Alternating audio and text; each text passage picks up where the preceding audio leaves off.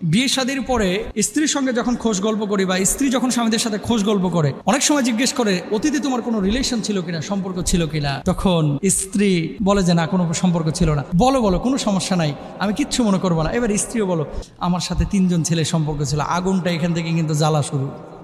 এরকম কিন্তু অনেকে করে, মানে খুশিতে বাকবাকুম হইতে হইতে হইতে অতীত রিলেশনের কথাটা ফ্লাশ করে ফেলে। স্বামীও করে, স্ত্রীও করে। এরপরে স্বামী শুইয়া ল্যাপের নিচে, কম্বলের নিচে চিন্তা করতেছে এর সাথে কোনো আজে বাজে সম্পর্ক ছিল কিনা।